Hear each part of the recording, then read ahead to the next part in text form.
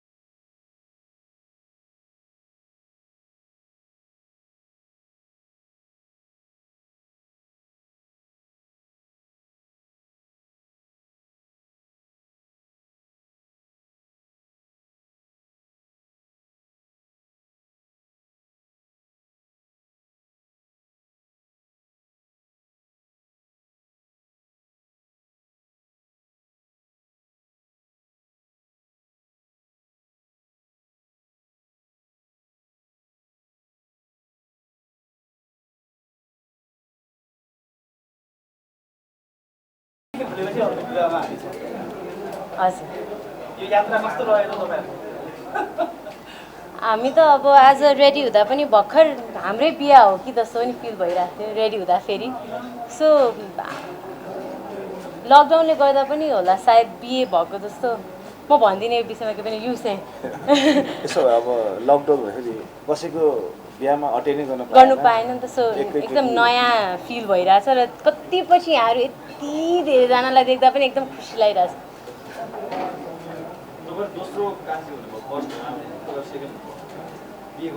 हजुर हजुर,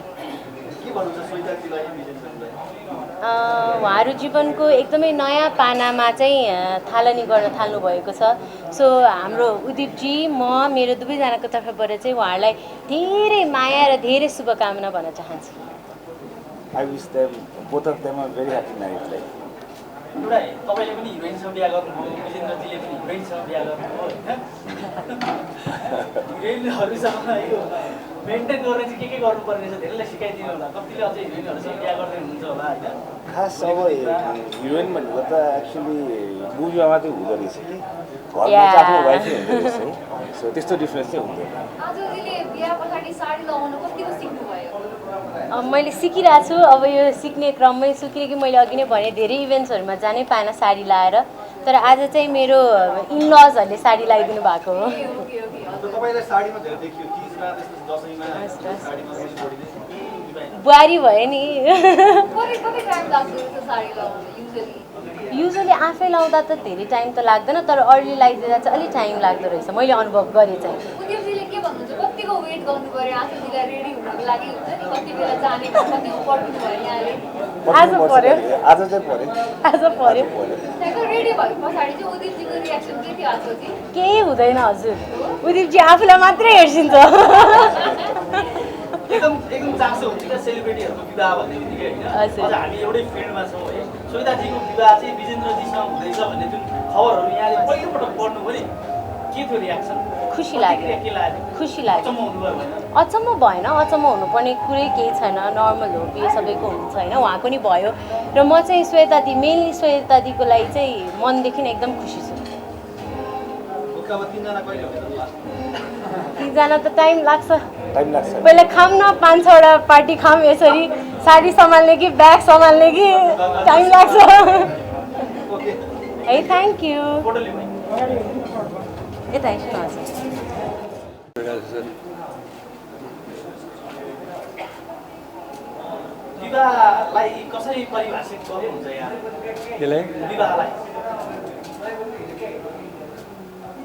विवाहलाई दुई खोलाको एकसँग मिल्ने दोभान सँगै बग्ने हो। विवाह भनेको अब अत्यन्त जरुरी विषयमा पर्छ। जीवन जन्मनु, विवाह गर्नु, मृत्यु हुनु एउटा अत्यन्तै उत्सव, ठुलो उत्सव हो। त्यसले उत्सवको रूपमा मानिन्छ, जसबाट संसार देखिन्छ, संसारको सुरुवात हुन्छ, नयाँ हाँगाहरू पलाउँछन्। अत्यन्त महत्त्वपूर्ण वैवाहिक समारोहहरू देख्दाखेरि यहाँलाई आफ्नै जीवनको विवाह चाहिँ न्युरोड असमतिर चाहिँ घरबाट भागेर गएको विवाहहरू कतिको आइरहेछन् सम्झनामा? आफूले बिहा नगर्दाखेरि चाहिँ आफूमा आउँछ कहिले बिहे हुने होला भनेर होइन। आफू बिहे भइसकेपछि त्यो नर्मल लाग्छ, खुसी लाग्छ। विजेन्द्र र श्वेताजीको जोडी आज प्रत्यक्ष रूपमा भेट्नुभयो होइन, कस्तो लाग्यो? मैले उहाँलाई बधाई दिएँ, एकदम हार्दिक बधाई दिएको छु। दाम्पत्य जीवन सुख होस्, सुखमय होस्, सफल होस् भनेको छु। श्वेता पनि असाध्यै ब्युटिफुल पनि, ड्युटिफुल पनि, कर्मयोगी महिला हुनुहुन्छ। उहाँको एकदम त्यो भिजन भएको बिजनेसम्यान पनि हुनुहुन्छ। उहाँ सामाजिक अभियन्ता पनि हुनुहुन्छ। जस्तो सिन्धुपाल्चोकको थुप्रो घरहरू बनाइदिएको छ भूकम्प पीडितहरूको लागि। सामाजिक भावना पनि भएको, अभिनय पनि, कला क्षेत्रमा पनि राम्रो भएको सफल कलाकार हुनुहुन्छ, सफल व्यापारी पनि हुनुहुन्छ, सफल समाजसेवी पनि हुनुहुन्छ। उहाँले बधाई छ। Thank you. पहिले तपाईँहरूको बिहा र आजकलको बिहा कस्तो हुँदो रहेछ? धेरै डिफ्रेन्ट। पहिला त म त एकदम त्यो पञ्चबाजा लिएर जन्ती गएको थिएँ होइन। अब अझै त्यस्तो जन्ती पनि देखिँदैन। तर जे अब समयअनुसार चेन्ज भएको छ। अब अहिलेको चाहिँ स्थितिमा यो चाहिँ समयअनुसार गर्नैपर्छ सबैले। श्वेताजीको जोडी कस्तो लाग्छ? एकदमै राम्रो होइन। किनभने मेरो पर्सनल ओपिनियनमा चाहिँ अब श्वेताले जुन अहिले बिहा गरेको छ त्यो एकदम जरुरी पनि हो होइन। किन भन्दाखेरि अब हाम्रो कल्चरमा जीवनसाथी भनेको एउटा चाहिँ अपरिहार्य कुरा हो होइन।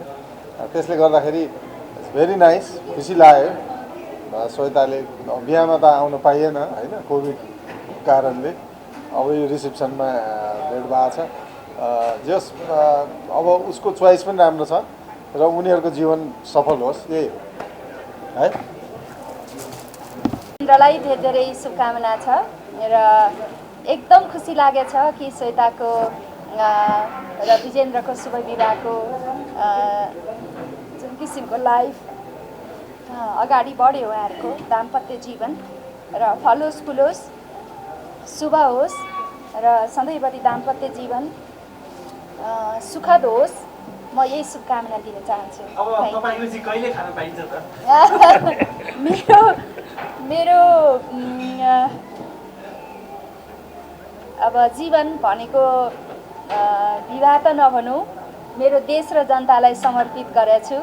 त्यस कारणले मलाई सबैको बिहेमा शुभकामना दिन पाउँदाखेरि चाहिँ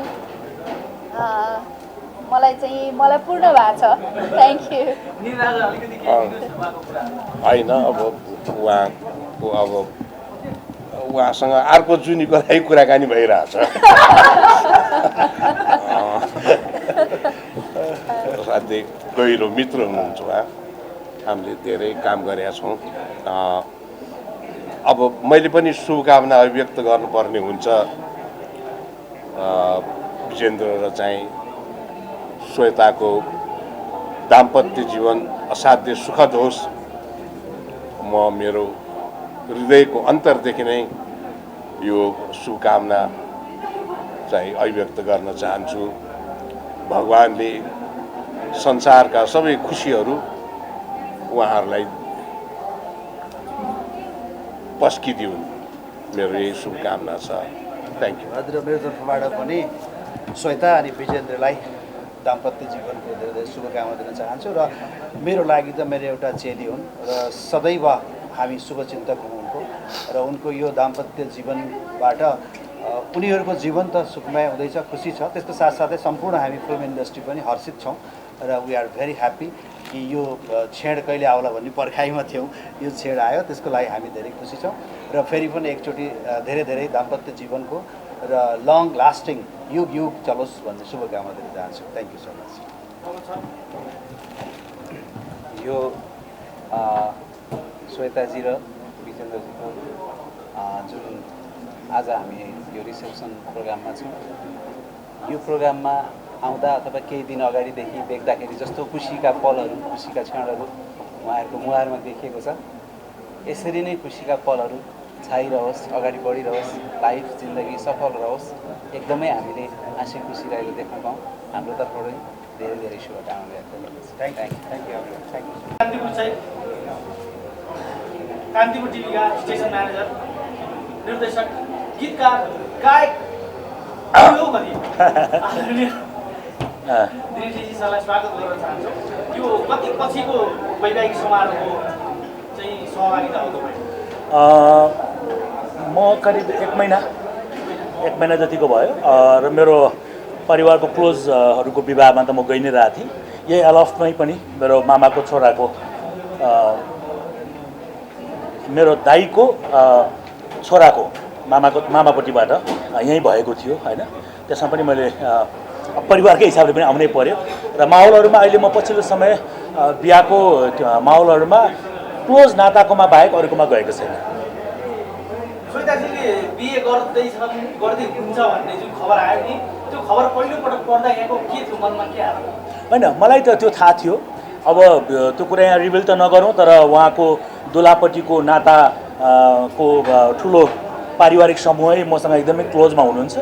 त्यस कारणले मलाई उहाँहरूको सम्बन्धका बारेमा, उहाँहरूको विकास भइराखेको आगामी दिनका मार्गचित्रको बारेमा मलाई पहिले थाहा थियो। त्यसकारण म त्यस्तो सरप्राइज भइनँ। तर पहिलोचोटि थाहा हुँदाखेरि अब ज्वाइँ साहब चाहिँ कस्तो हुनुहुन्छ भन्ने एउटा परिकल्पना डेफिनेटली हुन्छ र उहाँलाई देखेपछि, उहाँको परिवारको अरू सदस्यहरूसँग भेटेपछि म कन्फिडेन्ट नै भएँ। ठिक छ, हस्, थ्याङ्क यू।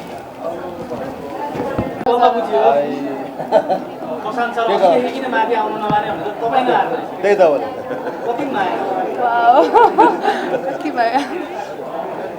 के छ तपाईँको चाहिँ कहिले खान पाइन्छ? ओ मेरो अझै टाइम छ नि, छ टाइम। मान्छे त रोजिसक्नु भएको छ मेरो अब त्यही बेलामै भन्छ हजुरलाई।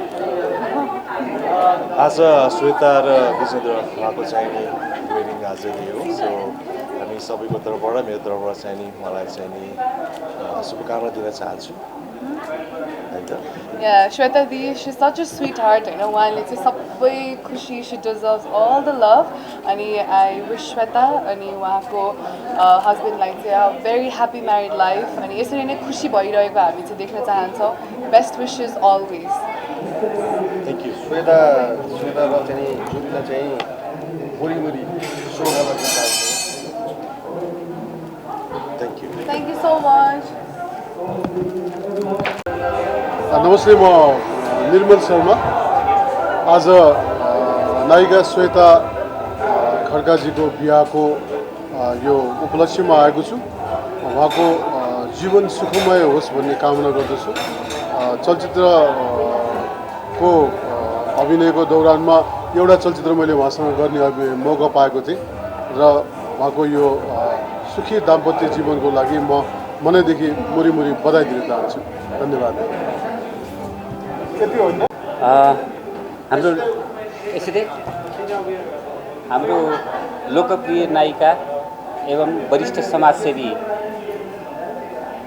श्वेता खड्काज्यू र हाम्रो विजेन्द्रज्यूको वैवाहिक जीवनको हार्दिक मङ्गलमय शुभकामना व्यक्त गर्दछु। धन्यवाद।